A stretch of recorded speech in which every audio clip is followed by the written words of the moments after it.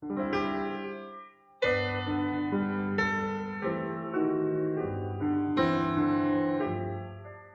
이 시간에 함께 저희들 자리에 일어나셔서 하나님 말씀 함께 저희들이 교독하겠습니다. 사도행전 26장 4절부터 32절 우리가 전반의 말씀을 이 시간 나눌 텐데요. 이제 받들어 읽기는 4절과 5절 그리고 28절 총 세 구절만 우리가 받들어 읽겠습니다. 제가 4절 읽고 성도님도 5절 읽으시고 28절은 같이 받들어 읽겠습니다. 내가 젊었을 때에 처음으로 예루살렘에서 내 민족 가운데서 지냈는데 그때부터 내가 살아온 방식은 모든 유대인들이 아나이다.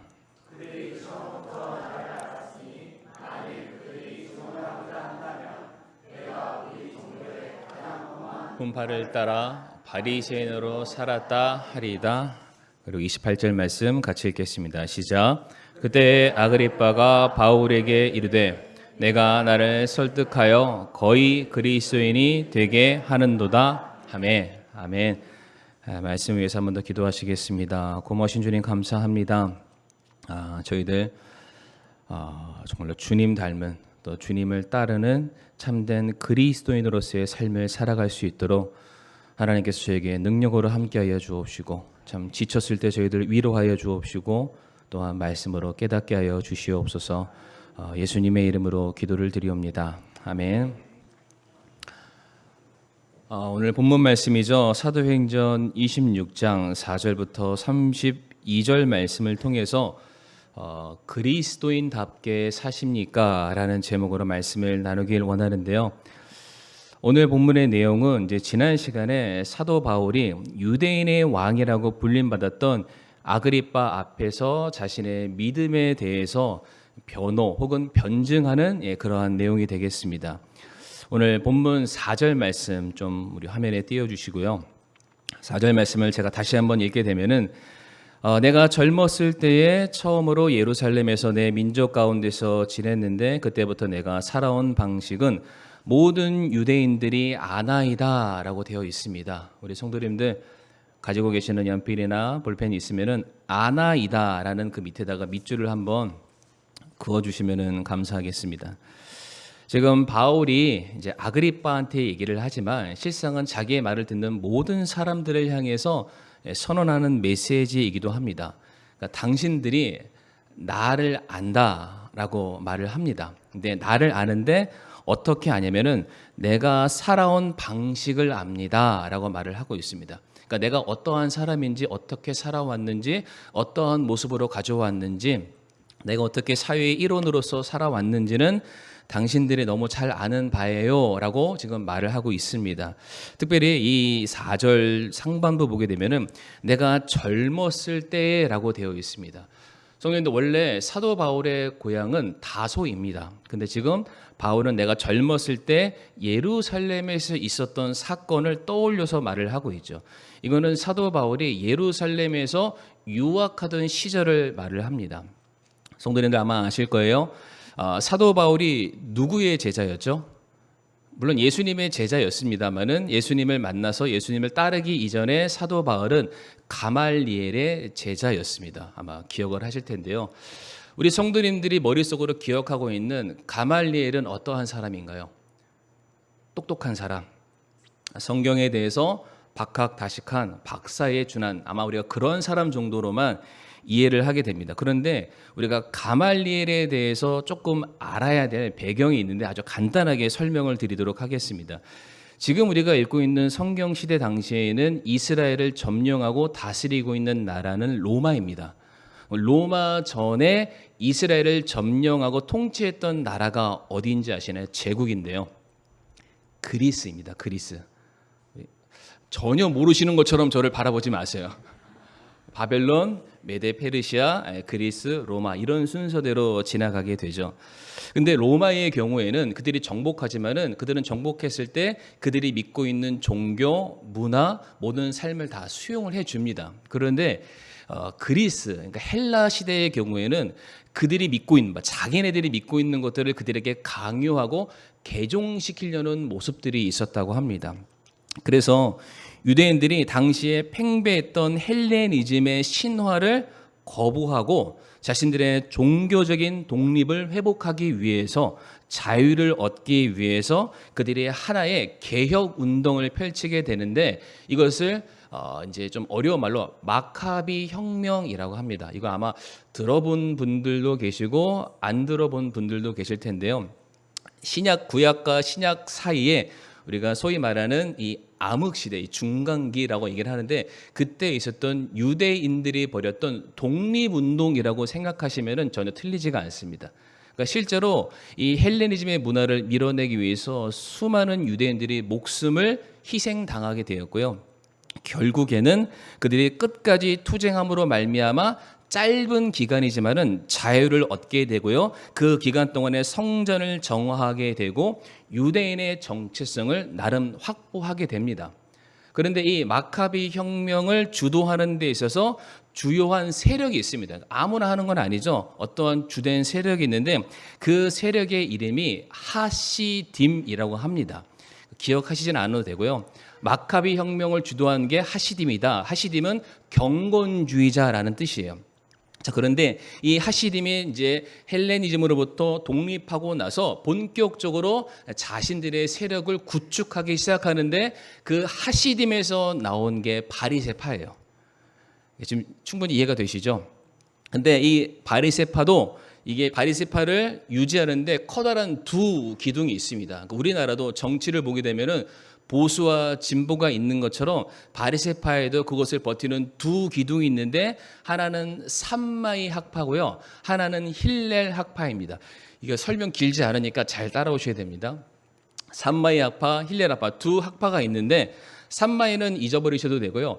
힐렐 학파는 사람의 이름을 땄습니다. 힐렐이라는 사람이 바리새파로서 무엇인가 정체성과 사람들을 주도해가는 사람이었는데, 이 힐렐의 손자가 가말리엘입니다. 이해가 되시죠? 하나도 안 어렵죠? 저 진짜 성도님들 책 한 100페이지 읽어야 될 거를 제가 정말로 짧게 설명을 드리는 거예요. 이거 이해하지 못하시면 안 되니까 오늘 유튜브 다시 한번 꼭 들으시길 바랍니다. 그러니까 지금 가말리엘의 수하다, 가말리엘의 제자다라고 하면은, 그러니까 우리가 쉽게 와닿을 수 있는 게 무엇이냐면은 육군 사관학교를 다니는 거예요. 그러니까 나라를 지키기 위해서, 조국을 지키기 위해서 지금 사도 바울이 가말리엘의 제자로 육군 사관학교에 들어가서 훈련을 받는 사람. 그러니까 우리도 그렇잖아요. 똑같이 다 군복을 입어도 어떠한 사람은 딱 보면은 장교처럼 보이는 사람이 있어요.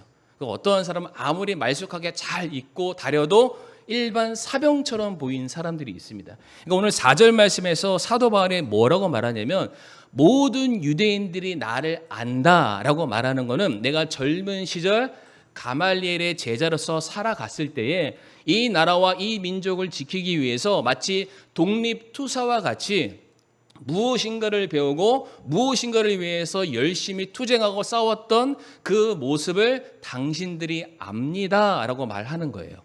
이해가 되시죠? 저만 되죠? 이해가 되시죠?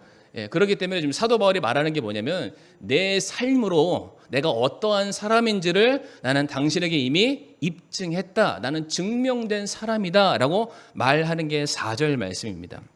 그런데 사도 바울이 자기 자신에 대해서 변호할 때 4절에서 그치지 않고요, 5절 말씀 보게 되면 뭐라고 말하냐면, 나 바리새인으로 산 사람이에요 라고 말을 하고 있어요. 그런데 그냥 바리새인이 아니고 뭐라고 말하냐면은, 우리 종교의 가장 엄한 분파를 따라서 나는 바리새인으로 살아왔습니다. 그러니까 종교인들이 굉장히 많은데 그 많고 많은 사람들 중에 나는 바리새인인데, 너희들 알지? 웬만한 사람이 아니면은 바리새인이 될 수 없어. 특별히 예수님 당시 때 바리새인들은 많을 것 같지만은 한 6,000명 정도로 제한이 됐다고 합니다. 그러니까 그 사람들 중에 한 사람이 사도 바울이었던 거예요. 자, 그러면은 우리가 바리새인들이 어떠한 사람인지 알면은 좀 본문이 이해가 쉽겠죠. 누가복음 18장 11절과 12절 말씀 보게 되면은 아마 성도님들 아실 텐데요. 성전 안에서 두 사람이 기도하는 내용인데, 한 사람은 바리새인이었고요, 한 사람은 세리였습니다. 세리는 하나님께 기도할 때 가슴을 치는 거예요. 하나님, 왜 나 같은 죄인을 구원하셔서 정말 하나님의 은혜가 없으면 못 삽니다. 이렇게 기도하는 사람이 있는가 하면, 제가 가져온 본문은 바리새인의 기도만 가지고 왔습니다. 근데 성도님들 11절과 12절의 말씀을 잘 보게 되면은 바리새인의 특징을 찾아볼 수 있어요. 첫 번째로 바리새인은 기도하는 사람입니다. 기도하는 사람. 지금 기도하고 있잖아요. 성전 안에 들어와서. 실제로 바리새인들의 경우에는 정해진 시간이 되면은 모든 하는 일들을 다 멈춰놓고 기도하는 일에 전념했던 사람들이었대요. 어떠한 이제 역사 자료에 예화가 하나 있는데 이 바리새인들이 얼마나 열심히 기도한 사람이었냐면 어떤 종이 울리거나 시간이 되면 기도를 하는 거예요. 근데 기도를 하는데 저 밑에서 이제 뱀 한 마리가 이렇게 쓱 오는데 이 사람 다리를 타고 이 다리 밑속으로 막 올라가고 있어요.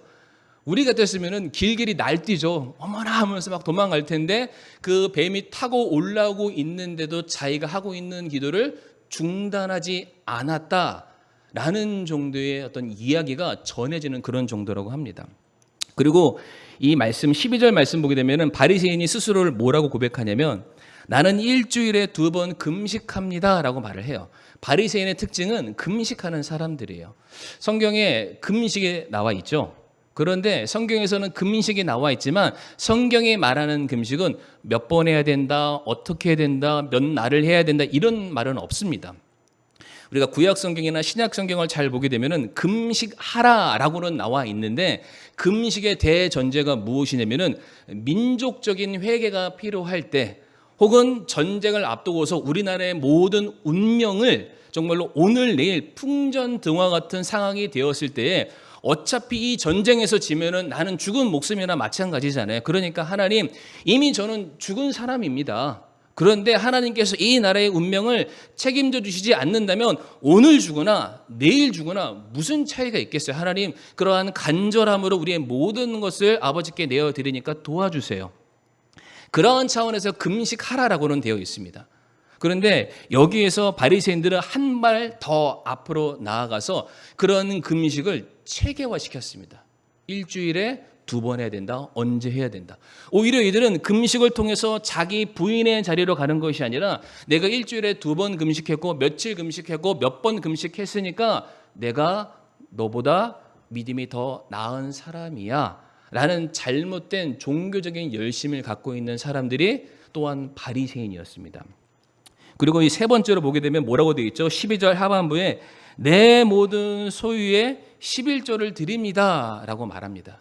그러니까 실제로 모든 유대인들은 하나님께 11조를 드렸습니다. 그런데 바리새인들의 경우에는 그들이 벌어들인 소득의 11조만 드렸던 것이 아니라 아마 성경 말씀 기억나실 텐데 자기 집 앞에 있는 텃밭에서 나는 최소의 11조까지 하나님께 드리는 사람이었어요.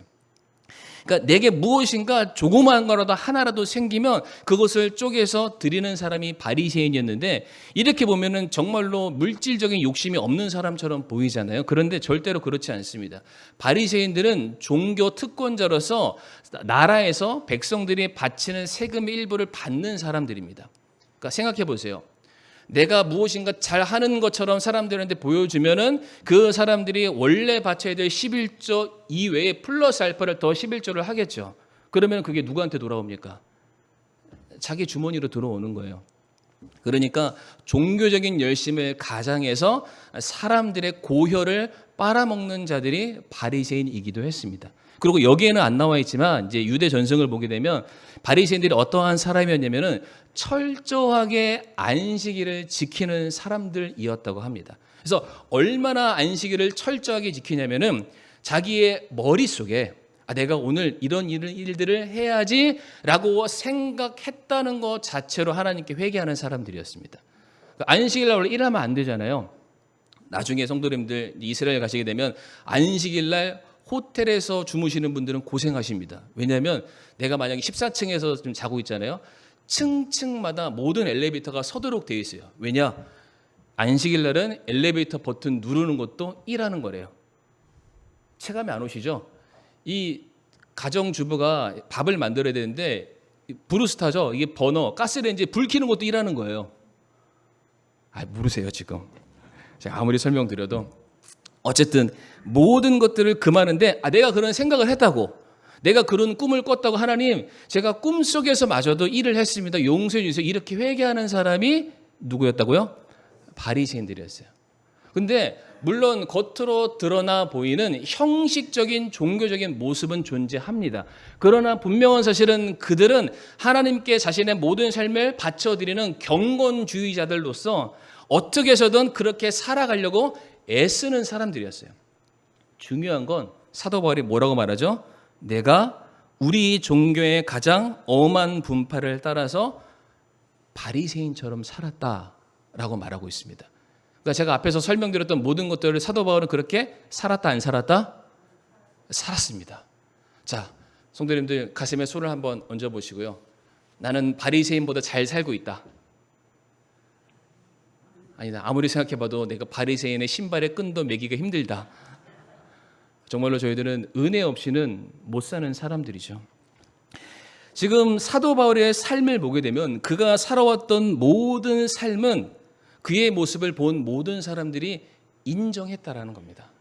야, 저 사람은 진짜 이 나라와 이 민족을 위해서 헌신적으로 자기의 목숨을 바친 사람. 그리고 저 사람이 바리새인이라는 소위 말하는 경건주의자, 하나님의 일꾼이라고 불림받는데 그 사람의 삶의 모습을 보니까 정말로 그렇게 사는 사람인 것 같아. 모든 사람들이 그렇게 알고 있고요. 그렇게 다 인정했다라는 거예요. 그래서 실제로 사도 바울이 이 다메섹에서 영광 가운데 주님을 만나기 이전에 그가 뭐를 가지고 갔냐면 모든 그리스도인들을 핍박할 수 있는 권한을 그가 가지고 가게 되잖아요. 그러니까 그만큼 수많은 사람들에게 인정받는 사람이 사도 바울이었습니다. 그래서 실제로 우리가 지금 사도행전 21장부터 26장까지 계속되는 종교 재판을 보고 계시는데 사도 바울은 그 종교 재판 가운데 어떠한 변호사를 선임하지 않습니다. 스스로가 자기 변호를 하죠. 잘 한번 생각해 보세요. 지금 수많은 사람들이 계속해서 반복적으로 사도 바울을 재판석에 세우고 있습니다. 어떻게 해서든 그 사람에게 조그마한 실수와 조그마한 허물이 발견되기만 하면 사도 바울을 죽이기 위해서 혈안이 되어 있는데 중요한 것은 사도 바울이 스스로를 변호하는데 누구도 그 말에 토를 못 달고 있다는 거예요. 왜 그랬을까요? 사도 바울의 삶이 강력한 증거이기 때문이었어요. 저 사람은 자기가 말하는 대로 사는 사람이야. 바꿔 얘기하면은 저 사람이 하는 말은 거짓말이 없어. 저 사람은 그렇게 말해서 그렇게 사는 사람이야. 그러니까 죄인의 신분으로 재판석에 섰음에도 불구하고 그 죄인의 신분으로 그가 자기를 변호하고 있지만 모든 사람들이 그 말을 인정해서 무죄. 죄가 없습니다. 다음 심판. 계속 이게 반복했잖아요. 사랑하는 성도님들, 사도 바울은 정말로 모든 사람들에게 인정받는 말과 삶이 일치하는 언행일치의 삶을 살았던 사람이에요. 근데 중요한 것이 무엇이냐면 사도 바울이 주님 만나기 전에만 이러한 삶을 살고 주님을 만나고 난 이후에는 전혀 다른 삶을 살았을까? 그렇지 않습니다.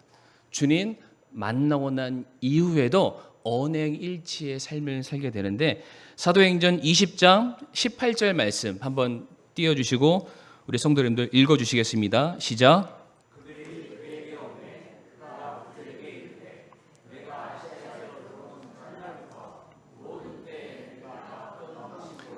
너희와 함께 지냈는지 너희가 알거니와. 아멘. 여기서도 바울이 뭐라고 말하죠? 너희가 안다 라고 말합니다. 봤다라는 거예요. 내가 어떻게 살았는지 너희가 나와 함께 경험했다라고 말합니다. 어떤 방식으로 삶의 모습을 통해서 사도 바울이 자기 자신을 입증해 왔다라고 말합니다. 지금 이 사도행전 20장은 어떠한 배경이냐면 사도 바울이 예루살렘으로 가기 전에 마지막으로 에베소 교회에 있는 장로들을 불러서 그들에게 주는 유언적인 메시지, 그 장면입니다. 아마 기억나실 거예요. 에베소 교회 장로들이 그렇게 말을 합니다. 사도 바울, 당신이 지금 예루살렘으로 가면은 죽습니다. 거기 가지 마시고 우리 함께 이곳에서 그냥 계속해서 교회나 세우고 신앙생활 했으면 좋겠습니다. 라고 사람들이 만류하고 있을 때 사도 바울이 말하는 거예요. 너희들 내가 지금까지 어떻게 살아왔는지 알지 않냐. 성도님들, 사도 바울이 어떠한 삶을 살았습니까? 복음을 위해서 기꺼이 자기 자신을 헌신하는 삶을 살았습니다. 주를 증거하기 위해서 자기 자신을 내어 던지는 투신하는 그런 삶을 살았죠. 그러니까 자기 자신의 안위가 중요한 것이 아니라 내 안에 계신 예수 그리스도를 증거하고 그분의 이름을 높여드리는 일이 있다면, 그러한 장소와 그런 사람을 만날 수만 있다면 기꺼이 자기 자신을 내어 던질 줄 아는 사람이 사도 바울이었습니다. 그래서 바울이 말하는 거예요. 나 가지 말라고, 나 붙잡지 말아라. 너희들 알지 않냐? 내가 어떠한 방식으로 어떠한 모습으로 내가 주를 섬겨왔는지 너희가 그것을 알지 않냐? 그래서 이 말씀이 이어지는 사도행전 20장 35절 말씀에 사도 바울이 이렇게 말합니다. 내가 너희에게 모든 것을 보여주되, 그렇게 살았다는 것이죠. 곧 너희가 마땅히 이렇게 수고하여 약한 자들을 지원하고 또 주 예수님께서 말씀하신 것 즉 주는 것이 받는 것보다 더 복되도다 하심 그분의 말씀을 기억하게 하였느니라. 그러니까 사도 바울의 삶을 통해서 그 사도 바울의 모습을 보는 사람들이 무엇인가를 기억하게 되었다라고 말하고 있습니다. 그러니까 말을 해서 깨달았다라고 되어 있지 않고요. 사도 바울이 주님의 가르침 그대로 살아왔더니 그 모습을 봤던 수많은 사람들이 맞아. 사도 바울이 우리에게 그렇게 가르쳤었지. 사도 바울이 말했던 예수님의 삶이 그러했었지. 사람들이 머릿속으로 생각하게 되었다. 떠올리게 되었다. 알게 되었다라고 말하고 있습니다. 성도님들, 예수님께서는 저와 성도님들 모든 사람들을 구원하시기 위해서 이 땅에 낮고 낮은 이 땅에 인간의 몸으로 종의 형체로 오셨고요. 그분은 자기를 내어주셨고요. 그들을 섬기셨고요. 무릎을 꿇으셨고 발을 닦아주셨고 자기 몸을 내어주시기까지 우리를 향한 사랑을 확증하신 분이십니다. 아멘이시죠? 근데 사도 바울도 내가 그렇게 살았다라는 거예요. 내가 주님으로부터 그 은혜와 그 사랑을 받은 사람이기 때문에 너희가 알지 않냐? 나 역시 복음을 위해서라면, 내 안에 계시는 주인이신 예수 그리스도를 증거하는 일을 위해서라면 무엇 하나 주저하지 않고 내 자신을 던졌던 그 삶을 알지 않냐? 내가 바라는 것은 너희가 내 모습을 보고 주님을 기억했으면 좋겠다. 지금 그 고백을 하는 것이죠. 그래서 사도 바울이 고린도전서 11장 1절 말씀에 뭐라고 고백합니까? 같이 한번 읽어보시겠습니다. 시작. 내가 그리스도를 따르는 자가 된 것 같이 너희도 나를 따르는 자가 되라. 아멘. 그런데 이 말씀에서 사도 바울의 교만함이 혹시 느껴지십니까? 아닙니다. 숭고한 의지가 보여집니다. 결혼한 그 결단. 내가 주를 따르기 위해서 이런 고난과 아픔과 희생을 겪어왔는데 내가 어떻게 그렇게 살 수 있었을까? 내 앞에 계신 주님이 그 삶을 사셨고 그 주님께서 부활의 영광 가운데 다시 일어나신 것을 내가 봤기 때문에 그 믿음 가지고 내가 나아가고 있지 않냐? 그러니까 너희도 나와 같은 삶을 살아서 주님의 영광 가운데 참여하는 자가 되었으면 좋겠다. 이 마음속에 이 철철 끓어 넘치는 그 결연한 자세로서 우리에게 권면하고 있다라는 것이죠.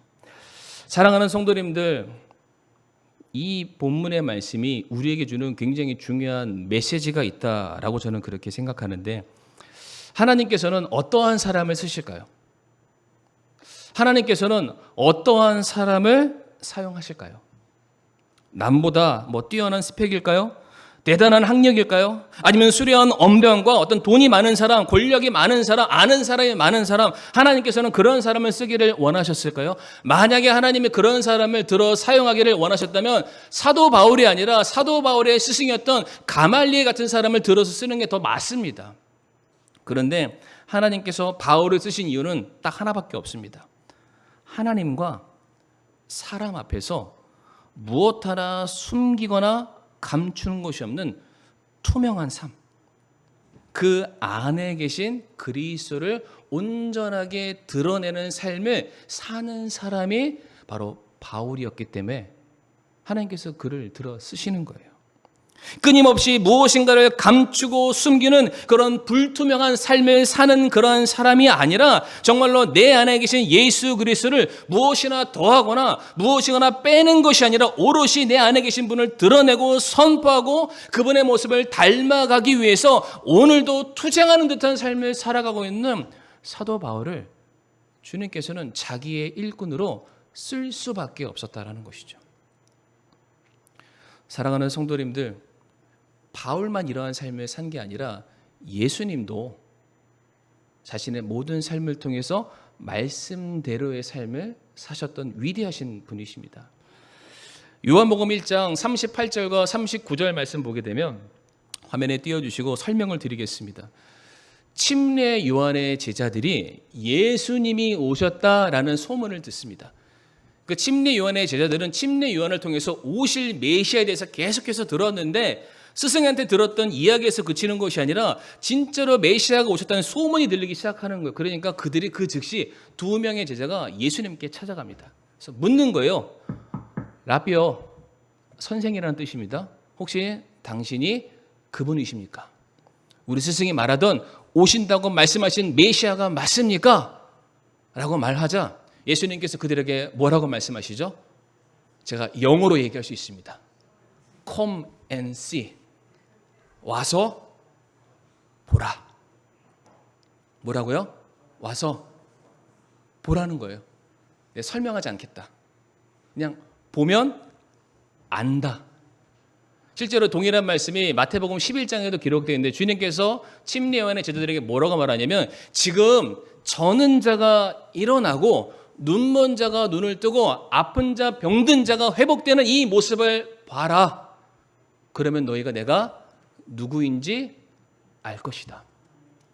자, 성도님들, 이 광경을 봤던 제자들이 어떻게 변했냐면 이어지는 요한복음 1장 40절 말씀 보게 되면 뭐라고 그들이 고백하고 있습니까? 요한의 말을 듣고 그분을 따른 2 중에 하나는 시몬 베드로 형제 안드레였더라. 궁금해서 찾아갔던 2 제자 중에 한 사람이 우리가 알고 있는 안드레였대요. 그런데 그 안드레가 예수님께서 하신 모든 사역을 보고 나서 자기 형제였던 베드로에게 막 달려가는 겁니다. 그래서 형제요, 내가 누구를 만났다? 메시아를 만났다. 처음에는 라비어, 선생이여, 어떤 똑똑한 사람이여 라고 말했던 안드레의 삶의 고백이 무엇으로 바뀌었냐면 메시아요. 메시아는 번역하면 그리스도, 주인이시다. 그분만이 구원자시다. 아니, 예수님께서 제자들을 만나서 숱한 말로 무엇인가를 설명하지 않았습니다. 그런데 예수님의 사역을 보니까 제자들이 머릿속에서 배웠던 건가 예수님의 사역의 모습이 완벽하게 일치하는 거예요. 이분이 메시아가 아니면 누가 메시아겠냐? 내가 메시아를 만났다, 봤다는 거예요. 사역을 통해서 확인이 되었다. 사랑하는 성도님들, 이제 말씀을 좀 마무리하길 원하는데 우리는 누군가요? 오늘 설교 제목을 아마 기억하시면은 우리는 그리스도인입니다. 우리 성도님들, 그리스도인답게 사십니까? 오늘 본문에서 사도 바울은 정말로 부끄러워할 것 없이 사람들에게 말했습니다. 너희가 나를 안다 라고 말했습니다. 내가 어떻게 살았는지 너희가 안다. 내가 어떻게 신앙생활 했는지 너희가 봤다. 나에 대해서 내가 입 아프게 설명할 필요가 없어. 너희가 내가 누구인지 충분히 설명할 만큼 나는 그렇게 살아왔고 나는 그렇게 증명됐다. 예수님께서도 자신의 메시아 되심을, 그리스도 되심을 어떻게 선포했습니까? 자, 잠깐만 와봐. 내가 지금부터 성경책을 필 테니까 몇 장 몇 절을 대조하면서 보자. 아니었죠. 와서 날 한번 봐. 알 거야. 사랑하는 성도님들, 성도님들이 그리스도인이신 것을 주변 사람들이 혹시 알고 계십니까? 정말로 우리 사랑하는 성도님들이 이 세상과 구별돼서 세상에서 빛과 소금의 역할을 감당하기 위해서 애쓰고 있다는 그 모습을 주변 사람들이 알고 있습니까? 아니, 주변 사람들 너무 많으니까 다 차치하고 혹시 성도님들의 가족 구성원 중에서 아직 주님을 만나지 않는 그런 분들이 계시다면 혹시 그분들이 성도님들을 보시면서 야, 그래도 내가 다른 사람들은 몰라도 우리 엄마, 우리 아빠, 저분들이 믿지 않으면 누가 믿겠냐? 혹시 그런 말 우리 성도님들 들어보신 적이 있으신지요? 아, 아멘 나왔습니다. 우리가 정말로 그러한 말을 듣기를 원합니다. 정말로 그리스도인답다라는 그런 말을 우리가 듣기를 원합니다. 정말로 우리를 통해서 예수 그리스도가 더 밝히 증거되고 그분께서 영광 받기를 간절히 소원합니다. 우리가 아니고서는 우리가 어디에서 누구에게 이 세상에 어떻게 우리가 그리스도를 설명할 수 있겠습니까? 그들이 우리를 통해서 살아계신 주님을 보게 된다는 것이죠. 그래서 이 시간에 이제 말씀을 진짜 마무리할 건데 딱 3가지만 말씀드리겠습니다. 성경에서요, 그리스도인이라는 단어가 몇 번 나오는지 혹시 성도님 아십니까? 그리스도인. 네. 성경 퀴즈가 아니니까 제가 답을 말씀드려요. 딱 3번 나옵니다. 딱 3번. 엄청 나올 것 같은데 그리스도인이라는 단어가 딱 3번 나오는데 이 3번 이 단어가 등장할 때마다 그의 합당한 이유가 설명되어 있습니다. 그러니까 이렇게 사는 사람은 누가 봐도 그리스도인인 거예요. 그런데 너무나도 감사한 것은 그리스도인이라는 단어가 단 한 번도 그리스도인이라고 자기가 알고 있는 사람이 설명한 적이 없습니다.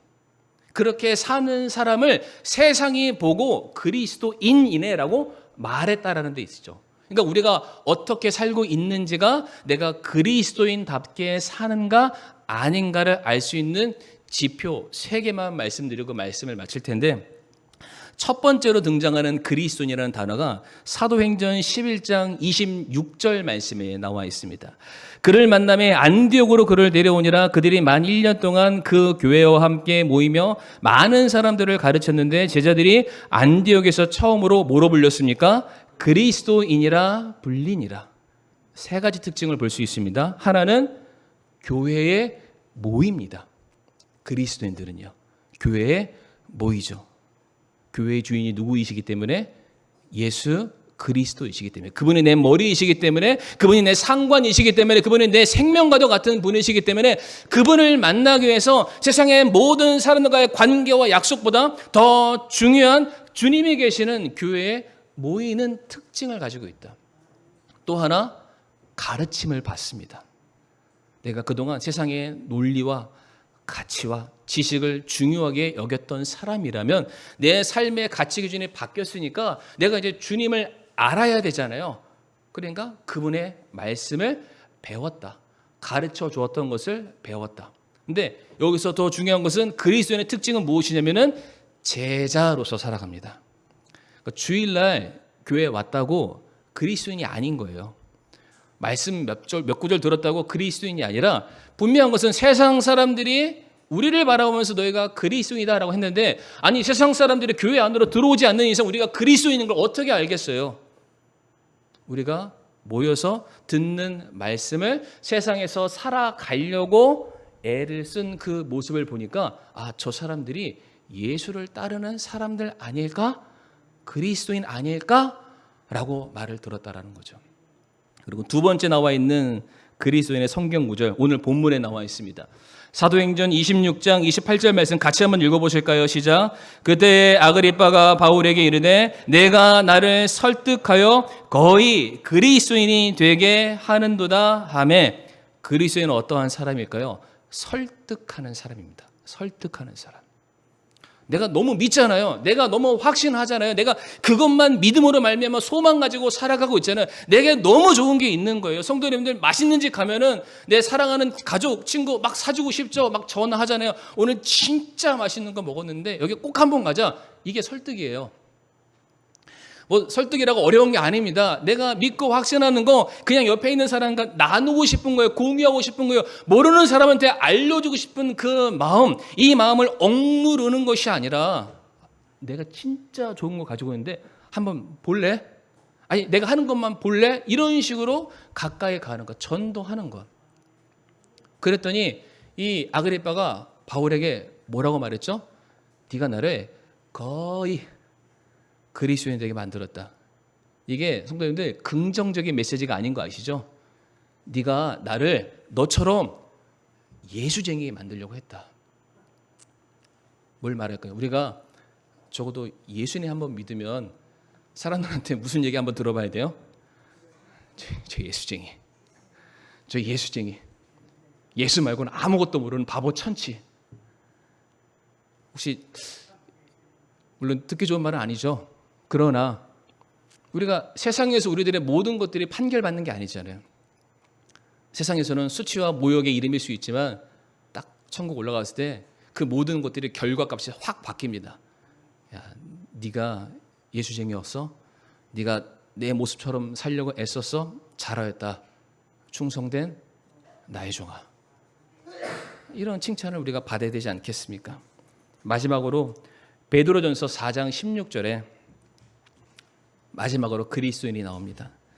그럼에도 어떠한 사람이 그리스도인으로 고난을 받으면 그는 부끄러워하지 말고 도리어 이 일로 인해 하나님께 영광을 돌리라.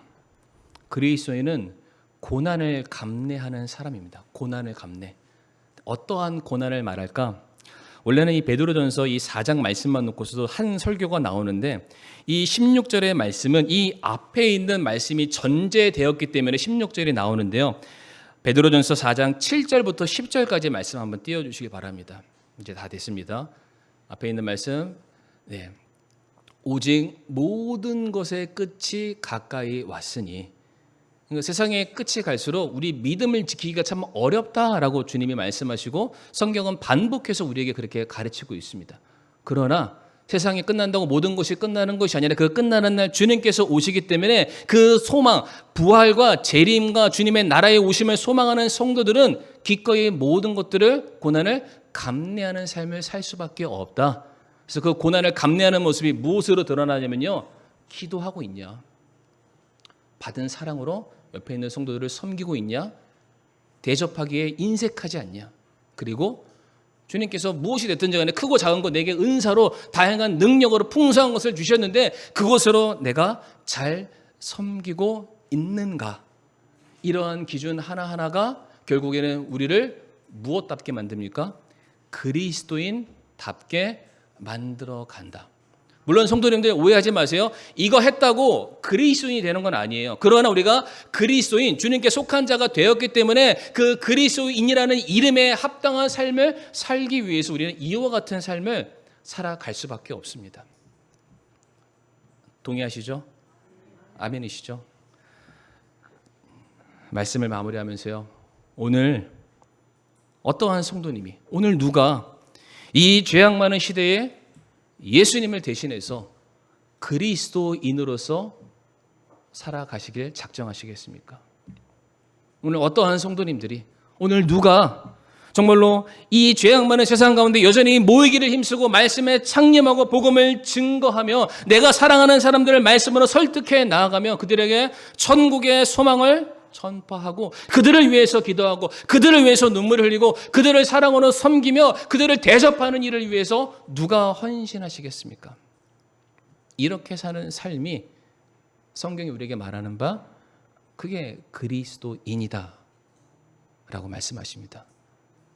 우리가 다른 사람들한테 저 그리스도인이에요 라고 말씀하길 원하신다면 오늘 말씀을 잘 한번 떠올리시고 생각해 보시기를 간절히 바라겠습니다. 이 시간 다 같이 머리 숙여 오늘 말씀 놓고서 기도할 텐데, 그리스도인답게 살기를 원합니다.